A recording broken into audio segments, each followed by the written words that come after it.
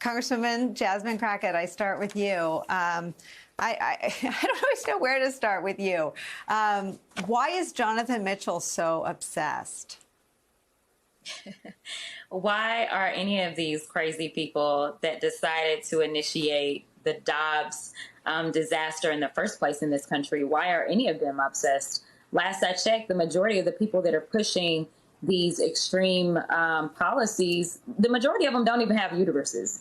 And then there's a that have uteruses don't even work. So, you know, listen, what I do know is that the party that is always talking about freedom, the party that is always talking about law and order, is anything but. To say that someone is going to be restricted of their freedom to move about, to seek any medical attention, which literally there's no way for you to ever enforce this. There's no way to ever do this. How do you know someone's pregnant? How do you know that they're leaving the state for this? Are you going to just stop all pregnant women? Should every single pregnant woman be concerned and be interrogated? Like, this is yet another reason, in my opinion, that we absolutely need a federal standard. We need to codify Roe into law and make sure that women in the entire country have access, because now they are going after interstate commerce. Now they are dealing with the fact that they are violating our federal constitutional right to move about. And so,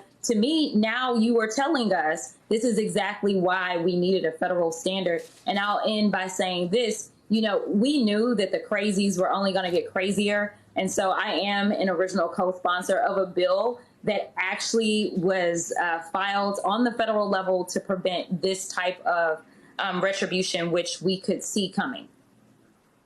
Mary, I want to ask you about this sort of laboratory for extremism. I mean, Jonathan Mitchell was profiled in the New York Times, and he's been working on ways to completely cut off women's access to reproductive health care. And Texas has become a laboratory for death. I mean, you've got the plaintiffs who have had some success in court. They've talked about almost dying of sepsis.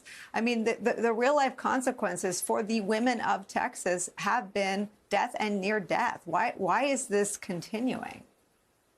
Well, I think Jonathan Mitchell's general perspective is if he can get a conservative federal court to sign off on it, it's cool. It's okay if that has effects on patients in the real world that are devastating. And it's really okay, I think, with him, even if it has negative effects on the Republican Party. I don't think that's really his concern.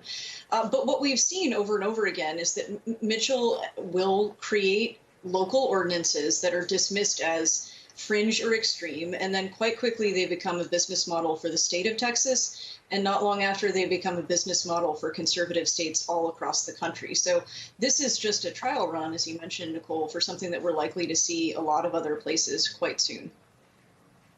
And Dr. Patel, Amanda Zurawski, of course, has given voice to the real life consequences and danger and near-death experience she faced after she lost a pregnancy, lost her daughter, Willow.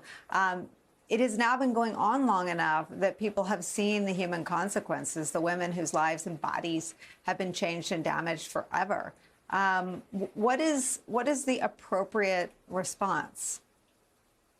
I think the appropriate response is shock and awe, and hopefully a rallying cry for every, not just physician and clinician and anybody who takes care of any patient, but for anybody who has a uterus and those who don't. Because I think that what's clear now is that, as we've spoken about on this show, it has so many unintended consequences, intended by many, but unintended when you think about implications for miscarriage management. To your point, bringing women to the brink of death in order to be able to get medical care.